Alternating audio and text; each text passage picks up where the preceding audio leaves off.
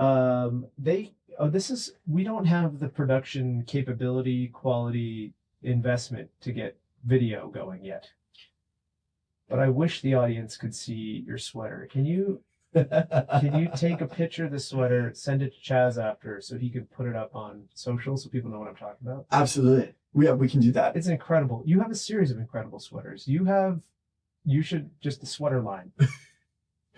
Pips knits. Pips knits. Yeah, Pips knits. It'd be great. It's actually so good. You kind of look a bit like a really cool version of a Sesame Street character. Yeah, I mean that sounded like not a compliment, but I assure you it was the highest form of compliment. Well, I'm not even joking that people look at me in the sweater and they say, "Oh, you look like an emo Elmo." Yes. Yeah, we were just teeing up my Elmo.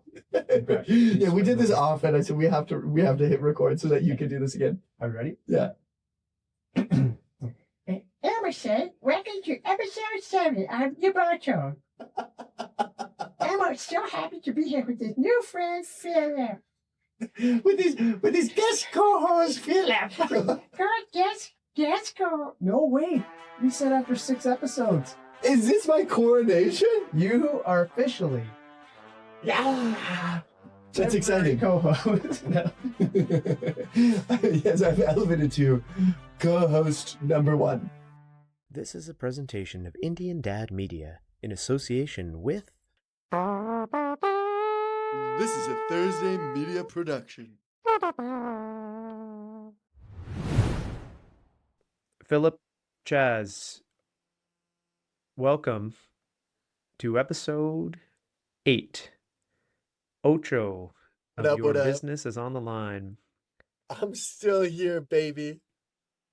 Canada's one of your top many podcasts here in Canada. Yes, Phillippe, you are still here. Not only are you still here, you have passed the threshold that we initially laid out for your conversion from special guest co-host to co-host.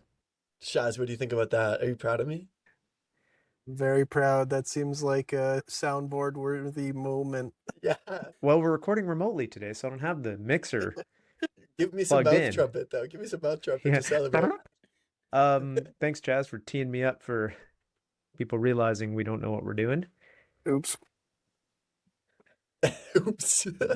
Shaz, when do you move past your whatever title that you have? Because you have. So like what's your title? Producer, but like full time.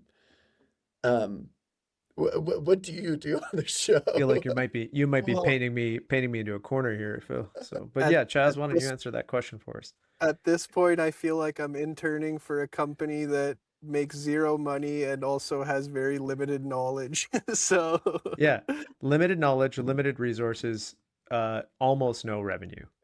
That's correct. Yeah. Because you placed an ad, Shub, in the last one, in Chuck's episode, there was an ad. We have a sponsor. It's so exciting. New network. I guess there will be a commercial, so I don't necessarily need to do another ad plug for them, but I'm going to because I like them very much. I legitimately use them to help build a lot of the team at Zayzoon. They're wonderful, delightful, great people, very good at what they do. How does it feel that in a similar way that Chuck was a semi-professional football player, you're a semi-professional podcaster now?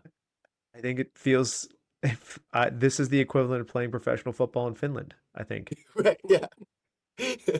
This is what it probably felt like for Chuck. Chuck was a delight to have on. Also, as you guys have followed the journey of how much editing I've had to do for this podcast, both audio quality and otherwise, his was the easiest. We actually had good audio. We did it right, and I didn't have to edit too much content out. But previous episodes. I understand this episode is possibly the worst somehow. Yeah, we had some audio challenges within the internet and their audio quality, so we've done our best. I loved Rachel. Yeah, you will love Rachel because this is the intro to that episode. But we obviously recorded that in the past. Our audience, we can let our audience know we're recording. I don't know. I don't know if we can. I had a friend of mine who's a listener, Chuck's wife, was like, "Hey, you know how you guys keep saying you're confused about what's happened and what you said and not said?" She's like, Yeah, I'm also really confused. And I was like, that to me is a compliment. It means we've taken the community along for the Ride for ride. the confusion. Yeah. Yeah, we've created a sense of community. Yeah, I still can't believe we have a sponsor and an ad read. It's crazy. It's crazy. It was a lot of fun to read a commercial, though. I will say that. Yeah, you started recording it with me, and then you said, "Get the hell out of the room, buddy." Yeah, we started it, and I said to you, hey, because you had to go do something, so I just spent 20 minutes just doing it over and over. And then I said, hey, I think it works better without you. But I didn't mean it like it came out. I meant it Right. because I had personal experience with them. It was better to tell from my perspective. But it definitely did sound like I said to you, Phil, you're not good at this. I will take over. Hey, do you guys watch TV? Yeah, I love TV. I also really love TV. Really love TV. And my kids are starting to like TV. So my kids like talent shows like America's Got Talent, that kind Sure. of thing. Kids got into those. I like watching them. Star Search recently came on Netflix. Did you guys ever watch? Were you old enough? You guys weren't old enough to watch Star Search as kids, you know? So it was like the original American Idol, right? But the funniest line I think I've maybe heard in television for a very long time was the host, Anthony Anderson, was describing the rating system. Because you can vote in real time, right? And he goes, basically, and I'm paraphrasing a tiny bit, but not much. He says the rating system is from 0 to 5 stars, with 5 stars being the best. Right. Classic. Then he pauses and he says, but 3 stars is pretty good too. Okay. And I just sat there and went, that is maybe the wildest way I've ever heard anyone describe a 0 to 5 star rating. 5 is the best. But hey, guys, 3 stars is pretty good too. Just almost like giving me permission to give you 3 stars because it's still good. So my kids now, and we just talk about now all week, it's been if somebody does something good, they're like, wow, 3 stars. Your kids seem like the cutest. Has it made you change how you think we should be rating? No, not at all. I actually think what I took out of that is our rating system is perfect. Right. It's just as good as stupid Also, stars. I gotta tell you that the talent level on this Star Search show it's not what I would expect from a worldwide talent search. Speaking of talent, I just looked it up on my phone. It looks like it's super old. Am I right? no, this is they brought it back. They've rebooted Star Search. Oh, they rebooted. Okay, this is not Yeah, this is the new one. Or Ed McMahon. Yeah. I mean, some people might pronounce it Ed McMahon. Ed McMahones is also pretty great.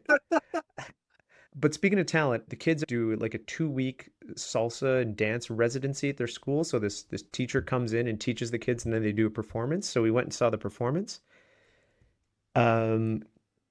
Kids who are dancing, my kids are a little bit older now, but the little kids dancing, it's incredibly adorable. Like, it's hilarious. It's a very entertaining way to spend an hour. But I got to tell you, little kids, really bad at dancing. Dancers. Really bad, like very uncoordinated. Yeah. They're not getting any of the spins right. They're twisting each other into knots. My kids they're a little bit older, so their limbs have connected to their brains. Little kids, it's adorable watching them dance, but they're really bad at it. And I don't think anyone has the heart to tell them, Yeah, Ed McMahon would have, though. Ed McMahon would have told them straight up. 2 stars. But 3 stars is pretty good too. Tech Thursday, Phil, anything we want to talk about? You had your first couple events of the year. How's it going? How'd the year start? Year's been starting great. Pretty fun. It feels like a lot of momentum. Ottawa sold out their first 2 events, but they had to cancel one of them because of a snowstorm. But that's babies, yeah.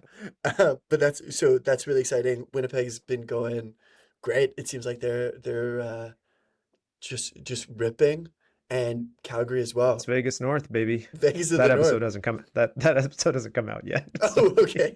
Spoiler alert. Yeah, keep going. Yeah. Edmonton starting to get its legs. Yeah, really excited about all 3, and then this podcast is popping off. And we launched Tech Thursday Live as well. I was just about to say, you launched a second, I would say, competing podcast to this podcast. Is that true? Well, I mean, I had to hear about it from a friend. No, I'm just kidding. You told me. Yeah. Yeah, I mean, it's really just live recordings of our podcast that we used to release on YouTube, and then we realized that no one was watching them on YouTube, so we figured maybe they'll listen to it some other way. Instead of changing the content, we've just decided to change the medium, and we'll see. Okay. But so far, some listeners, which is great. It sounds good. Yeah, the audio sounds is good. Great. The audio quality is really great. Whoever's doing the audio for that, maybe we should we should replace me, because clearly they know what they're doing. It sounds really good on 2x speed. So if you guys are, you can now listen to Tech Thursdays when you're going for a run, taking a bath. It's got to be a long run, because you got to listen to 50 minutes of your business is on the line first. Yeah, on regular speed, on 1x speed, and then go to 2x speed for Tech Thursday Live. And then and then maybe you're clipping your toenails. There's a lot of things you could do while listening to Tech Thursday now. Speaking of medium, Chaz, you've been working hard on YouTube. What's the update? Correct. We're gonna have some YouTube. Well, I wouldn't call them videos, but we're gonna have some content on YouTube for sure. We'll have all the episodes up there. We're gonna call them Got some audiograms for now. Yes, until I get my hair done. That's the only issue is, so far I told Shubh that his titles are way too damn long, some of them. I'm sorry, Chaz, that I don't want to cut our guests off when they're pitching all these great ideas and say, hey, sorry, stop at 1 or 2 ideas because Chaz thinks the title is too long. We can have more than 2 pitches in an episode. I just don't think we need 5 titles or 5 names in the title. Whatever. By the way, follow up from another episode that isn't live yet, but I was connected to someone who makes organic lip balm, and I have 20 Pip's lips coming to my house right now.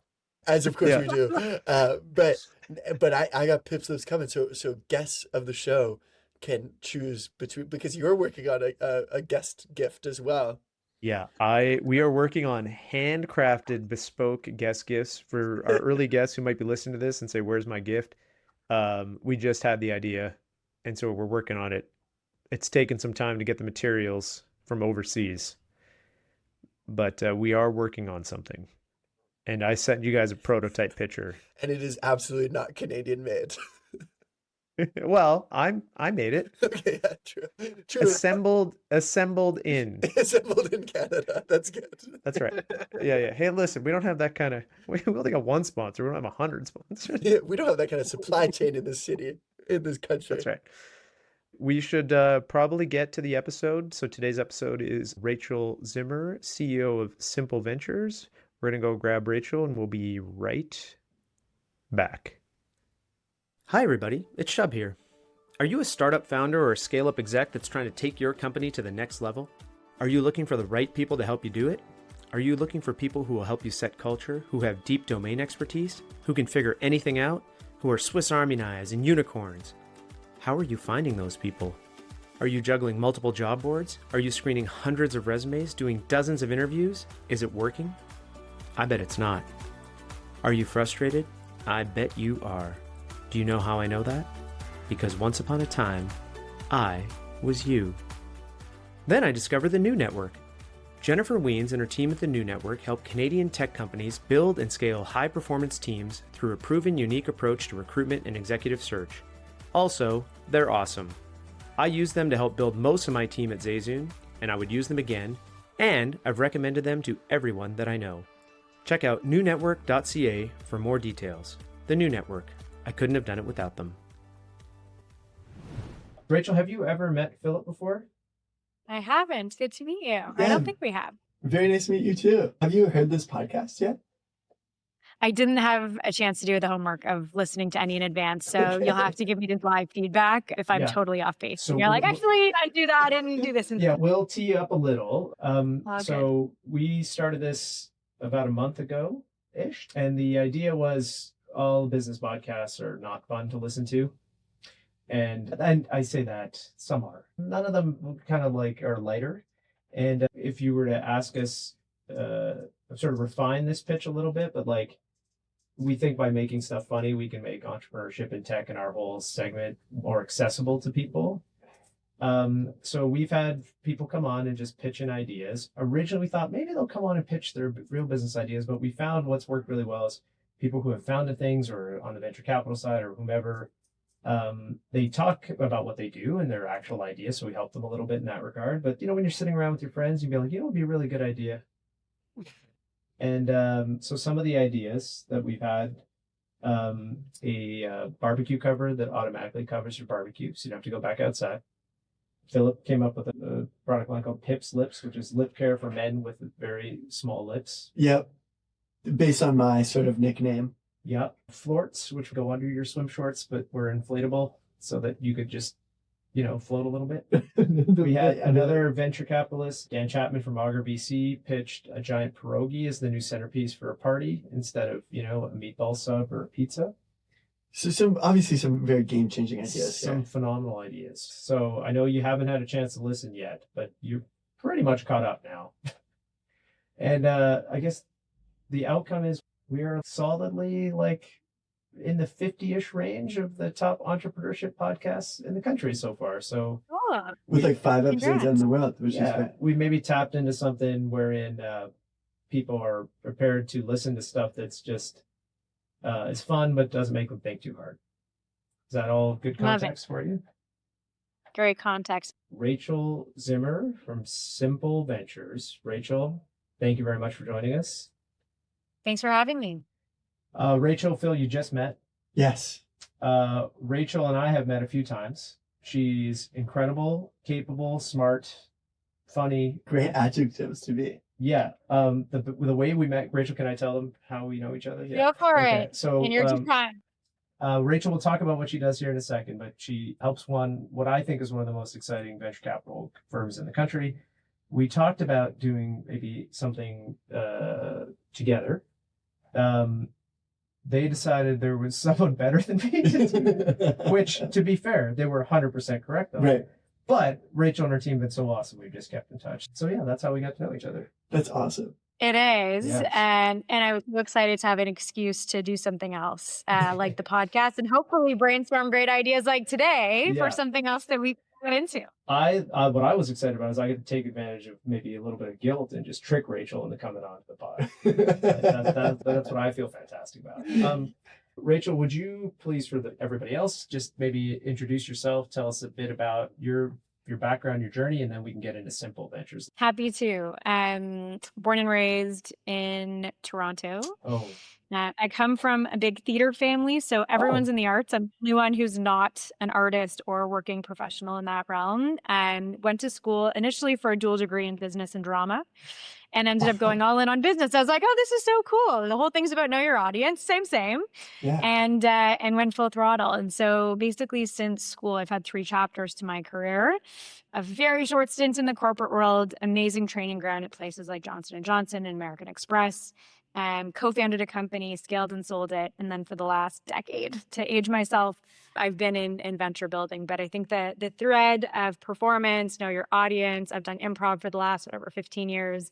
All of that's very core to who I am and a big part of, the self I bring to work. I've got so many follow-up points and questions. A great take. Joint business drama, a degree.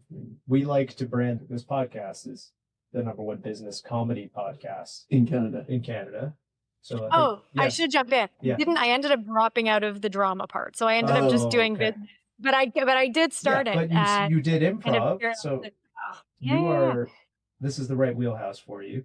Exactly. Sorry, do you still do improv or no? I do. Really? I might shoot together next week. Yeah. What? Are you doing long form or short form? Phil also did improv. You're an improver. So I'm a Second City conservative grad, if that means anything. Are you kidding me? That's a legitimate improver.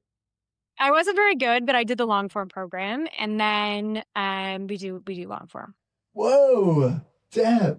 Am I just gonna watch you guys do improv games for the rest of the hour?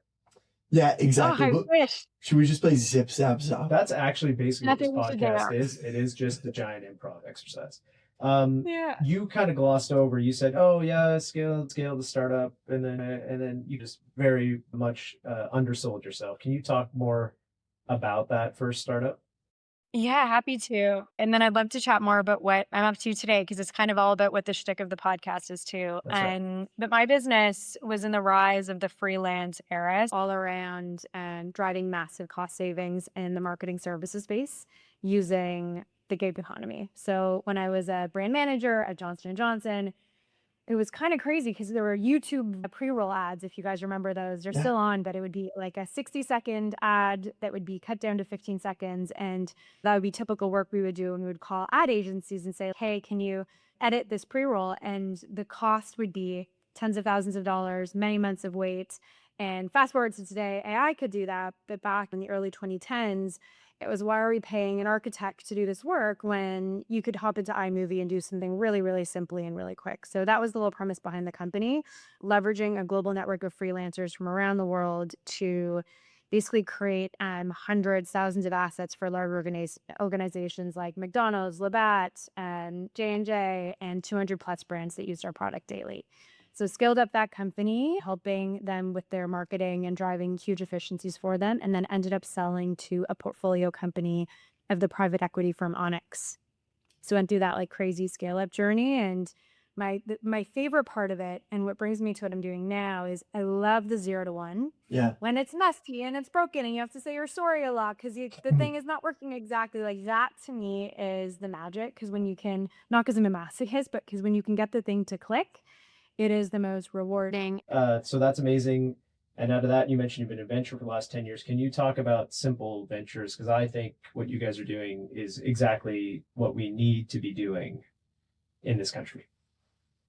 Happy to. It feels like my life's work. Michael Katchen, the founder of Well Simple, and I got together and really saw the challenge that our country is facing. And so rewind 3+ years, we reflected that, our country is really good at two things: taking things out of the ground and financing that activity. And if that's the story we tell our kids and our grandkids, we have a really big problem, right? And both of us go on have been invited to speak and do various things. And we're like, instead of talking about it, we're just talking about it. Let's really do something about it. And so we've raised a fund, and our mission is to build the next generation of great Canadian companies. And our first fund, the aim is to create 10 businesses where we incubate the concept. We partner with entrepreneurs to help bring it to market across all the various parts of building a business.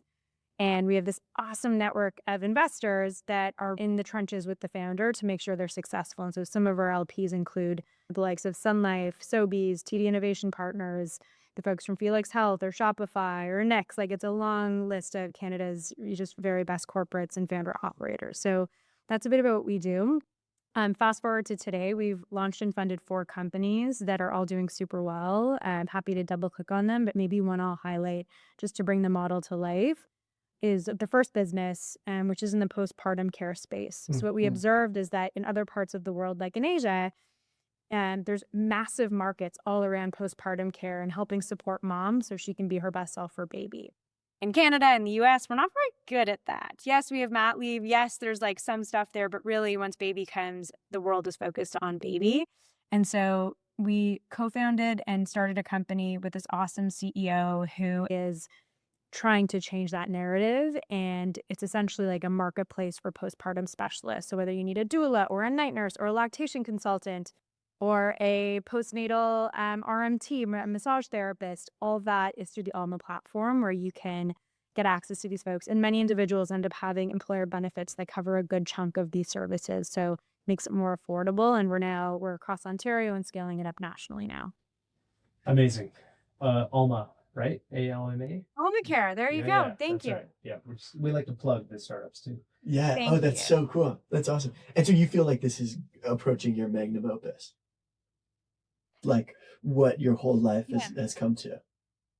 Yes. So I think That's how I Simple feel about Venture. this podcast. Yeah. Okay. Well, I'll tell you a bit of a story if I go back. Yeah. I've done a lot of travel in my life, spent a lot of time in emerging markets thinking that that's where the interesting problems are. So, before starting my business, went to India, spent 4 months there looking for business problems and opportunities to jump in and tackle. And I think You fast forward to today, yes, there's problems abroad, but there's also a lot of opportunity and a lot of capital flowing to markets like in India, whereas we have talent leaving, we have massive macro issues. And so to the point of life's work, I think we need builders in the Yeah. country that are rolling up their sleeves and tackling this. So yeah, I feel like it's actually a 180 of where, maybe I was 10 years ago and the need that is in the country. I think what's really cool about what you guys are doing is we talk a lot about, hey, people just go and start something, right? Like just have the wherewithal and the ability to start something. I think the things we don't talk about are, a lot of entrepreneurs have safety nets, right? Like a lot of us have had success or have had money and so to de-risk and take away some of the fear, you guys have created, here's a bunch of the business infrastructure I don't know anything about, but also I've helped validate this idea. And also I have a built-in network of people that can help me access my first few customers. And I think the studio model is really cool. And I think even some of the things you talked to me about how you're looking at things that work in other markets and bringing versions of those here, I think, we don't like to talk about anything political on this show, but given the state of the world, I think building stuff here that's for us, by us, is a really cool idea too, right? Yeah. Were you going to say something? I was going to jump. Yeah, I was going to say something, totally unhinged. Go Well, I ahead, think sorry, Rachel. thank you for sharing that. I think the thing that I care and that really resonates for me is if you're building a business, it's so hard. The odds are stacked against you, right? Like if you just think of sheer numbers and probability of success. And so as a former entrepreneur now in the trenches enabling other entrepreneurs, it's what can we do to crazily stack the deck in your favor? Mhm. So if you're crazy enough and ambitious enough to want to jump in and drive and build something, it's like, how do you just do everything you can to increase that probability of success? Yeah. The other macro, like you mentioned some of This the is the macro most stuff. serious version of this that we've done, but it's great. No, it's not. Oh no! No, Oh this no! is I great. hate it. This is great. This Well, is great. it's 'cause no one we else- also want people to learn stuff too. Yeah. Occasionally. Yeah. I mean, we everyone else we've had, they're not doing real work. You're the only one who's not. Just Well, we're certainly not. You are. I'm not. Yeah. No, but I think like one of the other incredible factors, or in what I see that's so noble about what you're doing, there are 100,000 less entrepreneurs in Canada today than there were 20 years You ago. should get that Right. T-shirt. That's one of your favorite stats. Yeah. One of my favorite stats, Yeah. and that's both from like SME, but also like tech, and like large corporates as well. And so where did those jobs go? I don't know if it's necessarily that important to go, like where did those jobs go? But I do think it's remarkably important to have a culture shift around how do we value failure? How do we like encourage entrepreneurs to go and to go out and start their own companies? But I think also what you said of like, how do you stack the deck in their favor? But even if they do fail, like being like, okay, great, like let's go again. I think we're too quick in Canada to associate failure with like a black mark, where in the States you would fail and that's like cool and sexy. Yeah. And in Canada, we're like, Yeah, never you again. just say you exited down there. I So I gracefully have a exited. story. Yeah. I let's have a hear it. story to tell here, which is super kooky. And with my business, my co-founder and I really wanted to celebrate failure and make that a part of our culture of what we were building. And so every month we'd have a failure party where we'd have a cake and we'd celebrate idea so someone or much. something that had failed. We'd have candles, we'd do the whole 9 yards and This like is- literally have a party around failure. And I think that your point on culture is right. Like, I think we need to celebrate it, put a positive focus on it so that more people are comfortable and have both the safety net and the cultural norm of failing. I Yeah. love the idea of a failure party. That's right. That's almost like your whole life.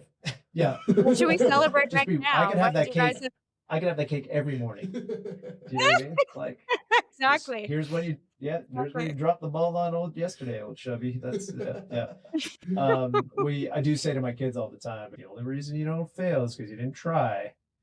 And they're starting to tune it out. But I think if we mix the cake into the mix, I think There we you go. get back on the failure train. Yeah. No, I like it. I like it. I like it. I love that idea. For the record, You guys, we found the business idea. failure cake. Failure cakes as a service. Yeah, that's I so just good. talked to a startup here in town that is kind of doing logistics or like Uber Eats, but for bakeries specifically, because moving this stuff is so unique. And then they're also doing this bakery AI software. So we got a built-in distribution partner. Wow. Basically. Failure Cakes. Amazing. Failurecakes.org. It feels like it might be a nonprofit. Feels like a nonprofit. So Rachel, that's incredible. What Simple is doing is great. Everybody check out what Almost up to. I think the new companies that are coming down through the portfolio are going to be really, really cool. You've had incredible careers so far, a bunch of wonderful experiences. This improv thing is amazing. We're going to learn way more about that. With all that context, do you have an idea that you want to pitch with us today? I mean, I like the idea we just brainstormed better. Failure Cakes. Yeah. We'll come back to Failure Cakes. But yeah, if you have another idea, let's hear it. Okay. Dragon's Den. I like it. Okay, so this is a more serious one, Okay. but Yes. We haven't had too many serious ones. I'm ready. it's one that I tried doing Q1 2020, and when you hear the ideal, you'll quickly learn why it was the wrong time to do this. People physically meeting and breathing on each other. So picture this. So there's a couple of macro things, right? So people are having kids a lot later, and as they're having kids later, it's harder. And so more and more folks are doing IVF and starting to think about other options like adoption. Put that there. Another piece that's happened is you have around the world the adoption of birth control. So there used to be an oversupply of kids that needed adoption, and now there's way fewer children, and they're in much harder to access places. And the reduction of things like China had its one-child policy years ago, so there was, just way more supply, if you will, of kids looking to be adopted. So that's all the macro. I'll share a personal piece to this, which is my whole mom's side of the family has been adopted. So it's been very normalized for me to go to a family event and have people from all different backgrounds, and adoption was just celebrated. Rachel, you might have one of the most interesting lives.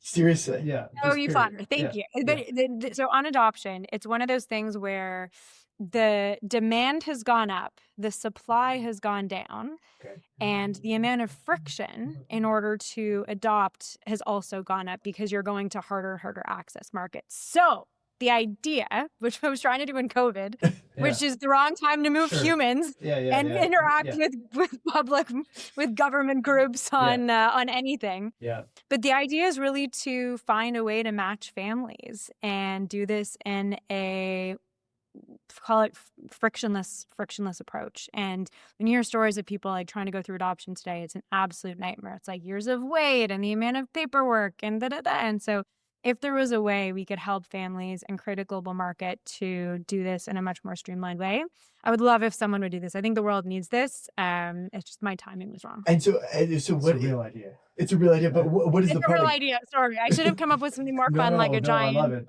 healthy cake. Yeah. I mean, we'll take it in a weird place, probably. I'm right now I'm going, how can I take this to a weird place that isn't extremely offensive? Right. So I'm, Children, borders, that's the diligence that I'm doing right now in my brain. Yeah, I'm going, how can I make fun of adopted kids? Yeah, or people trying to adopt. What are they trying to do? Help create families? A bunch of jerks. Is this like a Tinder though? Is that what you're kind of perceiving? It's like, family, kid, swipe left, swipe right, or how do we? That's a bold UI for such an important.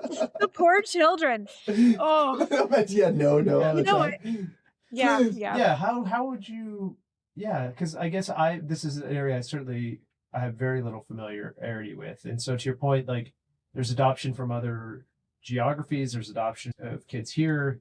Do they still have to go through the same adoption system regardless of where the kids might reside? Or is it separate if it's in the Canadian system, or do they have to go we don't know. Maybe that's the challenge, right? Tinder of sounds like it would solve all the problems. Yeah. I mean, we're going to rebrand. I mean, I don't know. Yeah, I'm sort of Rachel on this one. Maybe it's like, maybe it's a Bumble. Kinder. It'll be Kinder. Bumble. Yeah. Tinder, but Kinder. Oh, Kinder is great. Yeah. Kindred love. Kindred families. Kindred families. I think this is like the few friends we know or have interacted with who've gone through this on both sides. It clearly sounds like an incredibly arduous Awful. process. And I guess to a certain extent, it should be difficult, right? Like you don't want to make it too easy to go through, but I feel like that's the approval process, right? Like has to be hard, right? Well, I think there's good friction and bad friction. Yeah. Good friction is let's do interviews, let's meet the family, let's make sure there's a fit. That's good friction. Bad friction is you can picture the bureaucracy and paperwork and the number of forms that need to be completed for every single agency. Like there's no reason that still needs to be there. So I think good friction, bad friction. I think my understanding is it's like 80% bad friction and 20% good friction. And I agree. Like you maybe want to like ratchet up good friction. So it wouldn't be like Tinder because Tinder is only like 20% of the friction, and or like that, like matching and interviewing and talking is like 20%, and that's the good stuff that the system is probably already doing fairly well. What we're actually solving for is like the 80% of bureaucracy. It's almost like the deal, right? It's like the deal of adoption. Where like, because I assume this is operating at a global scale, right? Like you're adopting people from all over the world. So you're trying to understand like, how do you navigate bureaucracy across the globe? Is that right? Yeah. It sounds like a terrible business when you play it back. Now, like you have to be business to government across agencies in emerging markets where there's like heavy crowd, like really big trial. Right. It sounds like, not like, listen, a charity at the end of the day is a business. A nonprofit is a business, right? Like they just have different business outcomes and goals that maybe a purely capitalist endeavor. As far as like a nonprofit or charitable entity that could legitimately make a difference in the world, this feels like something that could help, right? I don't know. Do children need families? I mean, I've got a few children. I feel like I'm an expert on this subject. It feels like they do better, with families. I don't know, but I think somebody's got to make this happen with Rachel on this one. This is again, I'm trying to be very careful with the language. This is trying to reduce the friction of creating a new family. Right. Yeah. It's like I've never tap danced more in my life than I think I am right now. Yeah, I'd say there's definitely some like international stuff that you could import from Deal. I think maybe a better parallel might be something more like au pairs or something, like where you are literally importing a human to come live with you. It's like the opposite. It's like the flip side of that, except more long term. Yeah. Exactly. Okay, so Rachel, what we usually do is we have a very complicated scoring system where we rate ideas based on number of salsas, because our first ever pitch was an app called Salsa Score. Okay. This is really where this like fun, whimsical idea of I would like to, but here's if with everyone's permission, I would like to not rate this idea because I think it's perfect and it needs to be done. And I don't want to try to make a funny rating about I think what is such a great, serious, real idea. Right. And then I'd like to extend this into a totally different, not quite a non sequitur. I've got a tangential idea that I had many years ago. That is not the same. I want to be clear for everybody out there. I don't want letters. This is not the same idea. The adoption idea, incredible.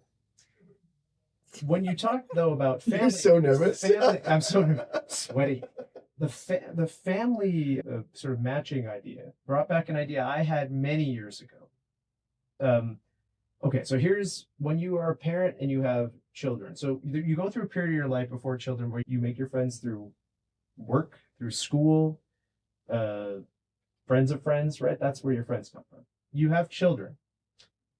Suddenly, most of your friends either are friends of yours that are at the same phase or having children, or your kids make friends.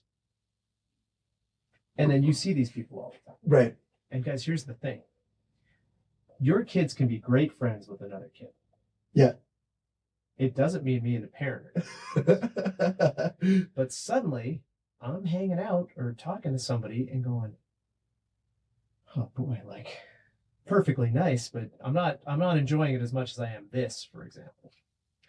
So what's the business idea? I love the Rachel, I have to hang out with people I hate. I'm getting there. It's how do you get your friends to stop being friends? So it was basically Tinder, but for families to match. So like, you live similar neighborhood, your kids are similar aged, the parents have maybe like some similar interests, maybe they're funny, maybe they like funny podcasts. Maybe they're starting a startup, maybe they're doing a bunch of those things. And you would like meet the whole family as a potential like family group of friends. And I was like, I think this is a pretty good idea. Because then you could swipe left or right and meet them one time and go, this isn't for us. And so, family friendship. It's like a Bumble, but for families. Yeah. There it is. That's the pitch. Bumble for families. Yeah. I mean, this allows me to kind of segue into my you're just still going. Dating app idea. Wait, Rachel doesn't seem sold on. We're gonna come back. I think I'm ready to pitch my dating app idea. Rachel, are you ready for Phil's dating app? I'm ready. We're just Hit me. We're just moving away. Now we're moving in where we feel more comfortable, which is we're yes-anding, Rachel. Yes, we are. What is this, long form or short form improv? Because I don't know the difference. This is incredibly long form improv. Yeah. Okay, hit us up. Okay, go. This is called Will It Ever End Improv. Kate, Rachel, this and Shubh, this is a dating app. Here too, yeah, this is a dating app, and it's called Arranged. Okay, and it's where you go on dating apps. Couples who are in relationships happily, together, always ask single people, "Can I go on your phone? Can I play dating apps on your phone?" This app is called Arranged, where couples sign on to be experienced matchers, and they can like choose someone. So if, like, for example, Shubh and Rita, you guys were my matchers, you guys would go on and you guys would swipe through people and then like connect with them and understand if they would be a good fit and then put us on. But you could also follow the dates. So you'd be like, oh, they went on a first date, they went on a second date. If we get married, that's like a gold star for you. Yeah. We get to automatically Gold speak. star. Yeah. What a small, like a gamification in the app. You get one tiny gold star. You on put 10 years into a relationship and you get a gold sticker. Yeah. Yeah. But I think there's something in like, talk to me, Rachel. I like it. So where my mind was going, I already told you guys I spent a bunch of time in India, and I was hanging out with all these Indian girls when I was there, and they were the time I was dating, and they were saying to me, they're like, Rachel, it's amazing. I don't have to date. My parents do all the work for me. They do all the vetting, and then they give me a curated short list, and I can just go on 3 dates over the course of my time, and I can choose if I like them. I give them real-time feedback, and then they carry on. Yeah. And I remember leaving being like, it's pretty awesome. Like, they have someone that's doing that vetting and curation work for you. And in your framing of it, it doesn't have to be your parents. You could dub the arrangers and have them actually do it. Sorry, Burnses. So I grew up in an East Indian family. Yeah.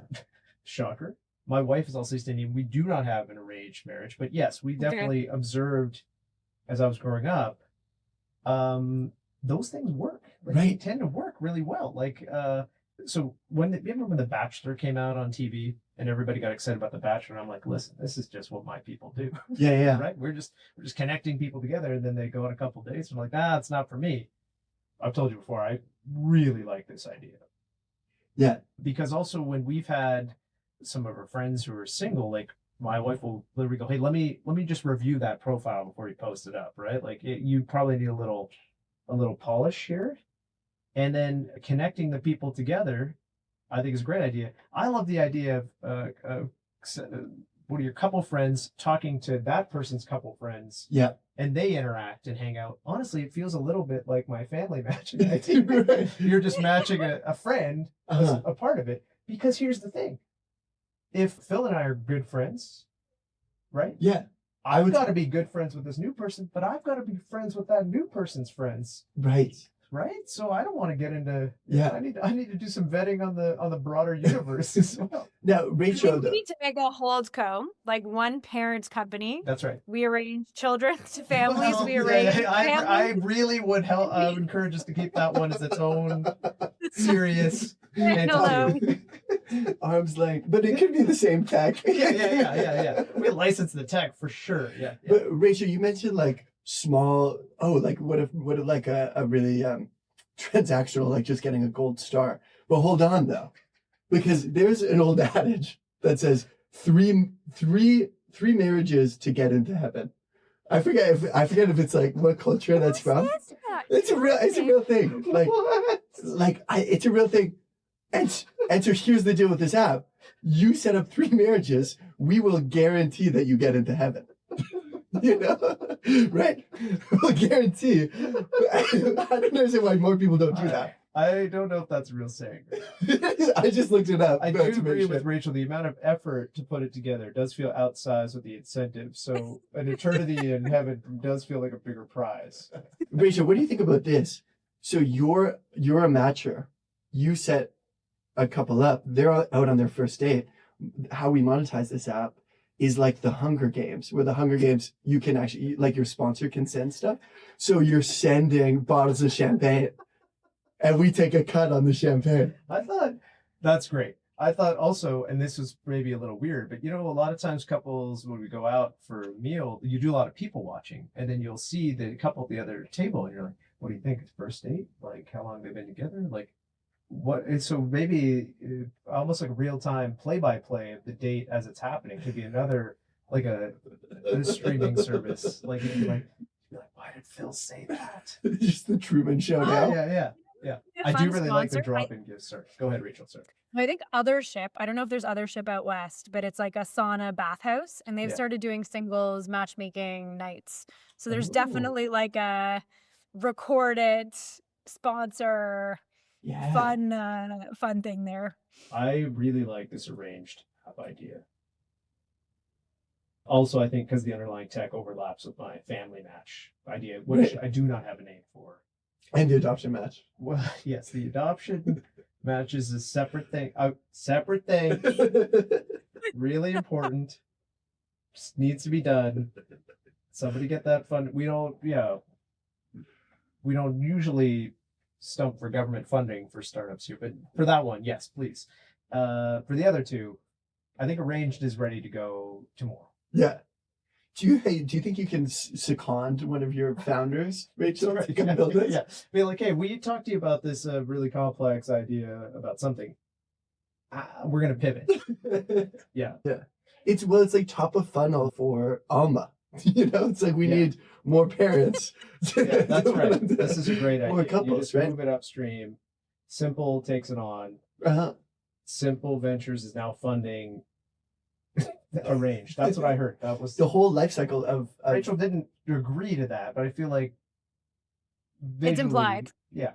Her vibe was such that we have now taken in our next cohort company, which is Phil is Arranged company. We do have a senior care business, so we are starting to hit the full circle of life from birth to senior. So we need to do something in the midlife. I've had a lot of serious senior care thoughts or ideas. We should catch up another time, having gone through a bunch of stuff the last couple of years. But I want to. So we rate out of 75 salsas here, Rachel. So we are going to rate Phil's Arranged idea. The two of you. Yeah. So you're going to be a guest. We don't normally allow guests to judge or rate, but because this is what you do for a living, I think it feels very topical. Arbitrary scale out of 75, completely arbitrary. Yeah, you can pick whatever number you want. I like to overcomplicate things, so I always divide mine into 2 scores. One is the quality of the idea and the potential for distribution. Quality of the idea out of 40, for me, 37. Okay. I think it's a great idea. Yes.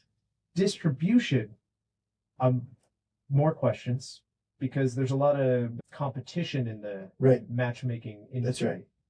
So how do you distribute? How do you market to couples to set your friends up? Actually, I think that's what you do. I think that actually might be not bad. You solved it. Well, I mean, rescore. Yeah. 37 out of 40 on the idea, 30 out of 35 with the go-to-market, 67 out of 75. That's so good. That's a very good score. That's great. I love that you walked it through. I mean, fundamentally, it's like a 3-sided marketplace, more or less, because you have couples, and the majority of the relationships will probably be straight. So it would be men and women as well. And so you do have to think about a go-to-market strategy. That would be all three. Then you've got restaurant sponsorships, like Rachel said. People are having their first dates, right? Second dates, third dates. Coffee for your first date. Anyway, Rachel, would you like to score this idea out of 75 cents? Just bear in mind, I think if you go north of 65, Simple has to write a check. Okay, noted. That is the rules. The only point I'll add that I'm reflecting on is in the world of AI, like, isn't AI going to be telling us who we should pair up with? Or is this the anti-AI? It's like, actually, Yeah. AI Phil's a doesn't big really anti-AI mover. Yeah. Yeah. your friends really know you. Okay, but it's a bit of an X factor. Like, which one's going to have a better, Yeah. efficacy score, if you will? I think for human connection, we're going to snap back. I think we're going to go all the, you talked about COVID earlier. I think we all got more isolated, and I think we're going to go all the way back to people But an meeting algorithm that knows you intimately and Yeah. knows your actual quirks. It's like 100%, yeah. stated stuff. Okay. Yeah. All Yeah. right. Like I can give all the context. I can create a normalized context engine of my life and try to get the AI to connect me with somebody. But my friends know how dumb I am, so they I think they're a better arbiter. Rachel, do you think there's a world where you pair like an AI algorithm with arranged? I mean, maybe. I feel like you got it. You've got the vision. You've been workshopping it. Yeah. I think there's something here. I think there's a seed of an idea. I think we were supposed to come up with like silly, wacky ideas, and we're trying to solve adoption and actually helping people find their partners. So I don't know. I think there's something here. I think monetization in dating apps is always hard. Yeah. The advertising model, how that all works. I like Phil's idea of dropping gifts during the dinner, though. I think that's like that's a real hilarious. winner. That is a real winner. Especially if it was like drones or something, Or Forgot just the- prefer the server at the restaurant. Your idea, I mean, your idea is hard. Well, then it becomes like a dual-use defense tech company as well. Perfect. Yeah. Highly As soon as you said defense tech, you got me to 75. Amazing. We went on a real journey there. Yeah. Do you have a rapid fire like fun pitch, Rachel? Not to put you on the spot. I have a doodle. She's 70 pounds. She runs our life.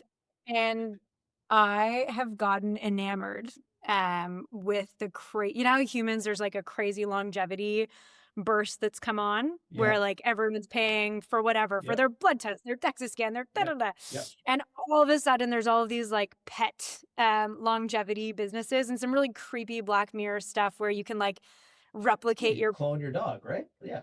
Yeah. What? You don't know about this? And so I think there's something in this space. I think the humanization of pets and the craziness and people throwing money at it. So I don't have a specific idea there, but I think that whole general space is wacky and wild. And I literally just learned that there's like heart surgery happening on pets in Japan. There was like a stat that pet strollers outpaced baby strollers crazily in Japan. Whoa. And there's now like open heart surgery, 50 to 100K USD type things that are happening on pets overseas. So humanization of pets, something, humanization corp would be just like an R&D lab that I'd fund stuff generally for having our pets live longer. Dog-gevity. Dog-gevity. Right. Pets-gevity. That's right. I feel like your doodle is going to be, what's that guy's name who like is 50? But Brian Johnson. Yeah. Brian Johnson. He's going to be the blueprint of Benjamin be Button. lifting weights. Yeah. Lifting weights in the Your dog should be backyard. named Doodle Johnson. So my kids have been lobbying me for years to get a dog, and I've always been pretty resistant. But we've now committed to a dog in the next year and a bit. So I think if there's a platform out there that would make your pet live longer, Yeah. everybody's in. Forever. Oh, forever. Okay, it's scary, but I'm still in. Yeah, yeah. Would you do the cloning? Would you just do like, all right, run it back, let's do another same People one? are doing that, right? There's no law or rule against that, but people are actively, that is happening in the world today, right? Yeah. People are cloning their pets so they can bring their pets back. Would you like that, Rachel? I don't know. I don't know if I want any of this, to be clear. I just Yeah, think fair enough. like a pet-gevity, dog-gevity, like Yeah, a lab, like a pet-gevity's Brian better, Johnson actually. Yeah, lab is yeah. the perfect analogy for it. It's like, how do you just fund crazy stuff, Yeah. experiment So stuff eating to weird mushrooms. Yeah. Yeah, but Yeah. this is just Jurassic Park, basically. We're just on our way. We're on our way. Are we? Well, I mean, but okay, I like Pet-gevity a lot. I'm long Pet-gevity. Yeah, do you want to rate Pet-gevity? The 70 Celsius. 70 Celsius. Yeah, because Yes. 70 Celsius. to Rachel's point, everybody who has a pet Uh-huh. would. The pitch is: do you want to make your pet live longer? Who's going to say no? Yeah. Well, I gotta take an interesting take here, and this is gonna make me sound anti-pet maybe, but my friend, he's like 35. He's designed. Oh, I'm giving way too much information about him, but he's like because he'll know what I'm talking about. But he's designed his whole life to not have any responsibilities, like and that's how he's designed. But now he's got a girlfriend. She's lovely. She's the best, and they decided to get a dog together. Yeah. And last week, I was like, "Hey, let's go play squash." He's like, "No, sorry, I have to stay at home to watch the dog. It's like 2 weeks old. Otherwise, it'll like bite at the This cage." has been the reason I've been so resistant to get Yeah. a dog. I just got my children to the point where they can self-sustain, right? So Yeah. like, now you're bringing another Right. a toddler back into the mix. Yeah. So now I'm just saying. So then I was like, he was obviously like, I talked to him about it, and he obviously wasn't loving the dog. I asked him like, how do you rate the dog out of 10? He said 4 out of 10. Like having a dog, he loves the dog. Okay, but so 4 you're out of 10. saying not everybody would be Well, is on board. I'm saying he's got. I said, well, it's a shame there's no like trial period on the dog, and so now he's got this thing for 10 years. And now I'm just saying Dog-gevity, like that might just be a little too long to have a dog. If like all of a sudden the dog's around for 30 years. Yeah.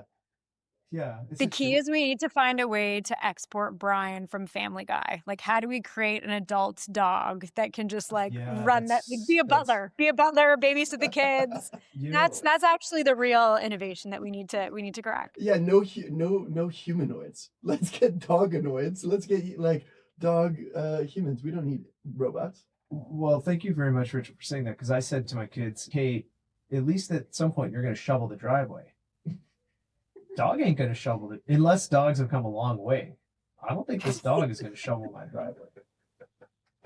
But I'll keep you guys posted. You sound like you're under a rock unless dogs have come a long way. It's like you haven't looked up I don't know. I mean, I'm not out there checking to see if dogs are shoveling driveways. Yeah. They could be.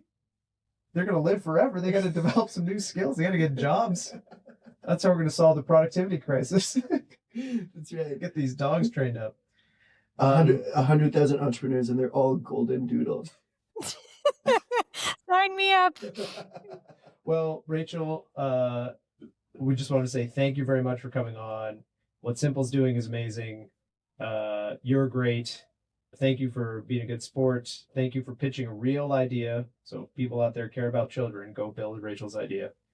And that's a great way to pitch something. Hey, if you care about children, do this. Yeah. I'm just gonna say no, except for Phil's friend. You please come back anytime when you're out here. We love to just get together and hang out. Phil's running all kinds of events. I'm sure he would love to have you.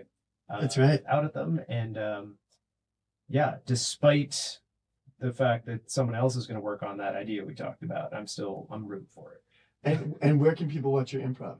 Oh yeah. No. Amateur. Oh, okay. This is So next time not I'm a out, performance. will you tell Philip and I privately when we come out to Toronto so we can come watch? I think you guys should do improv. Like, come join the troupe. Like, come. We get together once a month. Come join. I told you my whole family's in the arts, so my youngest sister's a professional, and all of her friends are pros. So I just crashed this group of legit pros. Stop that. So come join. I got super excited. That's the best pitch I've heard. That's the best pitch. Yeah, we're in. We'll see you in Toronto. Done. We'll be there on midnight. I think. Next week. Next Thursday Fire up the night. jet. We don't have a jet. Yeah. Okay, amazing. Thank you so much for joining us, Rachel. You've been awesome. Thanks for having me. Okay, we'll talk soon. We're back. Rachel Zimmer, Phil, maybe one of the most accomplished people in tech in Canada, came on our podcast. That was pretty cool. And does improv. Such a big fan of that. Yes, and she does improv, and she invited us to come do improv when we're out in Toronto next. So let's go do some improv. She was awesome. She did pitch one of her first serious ideas. That made which you was very great. uncomfortable, Shub. It just made me uncomfortable because I wanted just to make sure that no one out there thought that I was making fun of the idea of making it easier for kids to get adopted. Right. So I just want to say once again, for the record, I'm 100% pro adoption and families finding each other. Shez, can I pitch you on this on arrange? You weren't there for the episode. What were you doing again? Don't put me on the spot like that. What were you doing? Let me check my calendar. But Chaz, do you want to hear this idea for arranged? Yes, please. Yeah, but Chaz, how we got there was this really cool idea that Rachel had about making adoption easier, and then we talked about other ways that you could leverage that technology, that matching technology. I talked about how, when you have kids, sometimes you become friends with people because your kids are friends with their kids, but I'd like to vet the whole scenario first. So like a Bumble for families, sort of. And then Phil, I guess there was a through line of putting people together through this episode. So Phil, yes. Why don't you tell us about Arranged? Yeah, Shaz, here's the concept though. So I'm a single guy. You're Shaz, famously not a single guy. You have a loving girlfriend that you're moving in with, correct? Correct. Yes. So you guys are off the dating apps, right? Yes. But sometimes she better be. She better be. But do you like going on your single friends' hinges or whatever? Like, you like swiping for them? Honestly, those things kind of scare me. I'm not gonna lie. Even when I was a single man, there's something about the dating apps that really creeped me out. Yeah. But I hope that doesn't ruin your pitch. No, I mean, no, that's okay. I kind of thought you'd be like, yeah, I love it, but that's okay. I can help you, Phil, because Rita used to do that for her single friends and one of them she helped profile with eventually got married to somebody that she met through that platform. So yes. So I can confirm couples like to match up their single friends. So Shaz, I join Arranged. I make my profile, but I don't actually swipe on the app. I assign matchers. So in this case, or arrangers. So I would assign Shub and Rita, or Shaz, you and your boo-boo, and you guys would swipe on my behalf. And if you guys find someone that you think would be a good fit, you guys would actually get matched with their matchers. So you get to see who their matchers are, evaluate if their matchers are good people, have a conversation like, oh, do they like, whatever. And if all of the matchers think it's a fit, then they say, okay, yep, a date is a go. And then the two people getting matched have to go on a date. They have to go on a date. But I would also really like to meet the couple friends who's doing the arranging on the other half, because I feel like if my friend and this other person got together, then by extension, I would end up having to become friends with these other people. So I'd like an add-on where I could meet their friends, A 6-person dinner. I mean, I think bring back the chaperone. What's wrong with the little chaperone? No. We don't need the people dating at the dinner. We just need the friends. I see. Okay. And also, if I could take this a step further, I know we're not even in the pitch part. When you buy a house or a condo, I would also like to meet the neighbors, an app where you met the neighbors. Basically, what I'm saying is all my ideas are around, I'd like to meet people before I have to commit to doing stuff with them. You know what I mean? Yeah, I feel that. Yeah. Shaz, what do you think of Arranged? But you had a really killer idea, Arranged. I want to make sure this gets in for Chaz, is that you thought you could watch the dates, like you could pay a premium and watch the dates, and that you could pay like in the Hunger Games for like gifts to be delivered to the table, like if you felt like it wasn't going well. So that I think took this idea from a 20 salsa to a million salsas. I don't know if you can watch the dates like a live stream, but you can see if they go on a second date, a third date. I'm gonna need to watch. Yeah. If they get married, and then you can like a sponsor in the Hunger Games delivers a bottle of champagne. So maybe you don't watch live, but it's like when you go to the sports app, so you're not watching the game live, but it's giving you the updates. Chaz wins a face-off, right? Like that kind of thing. They went to a second bar. Yeah. So Chaz, what do you think?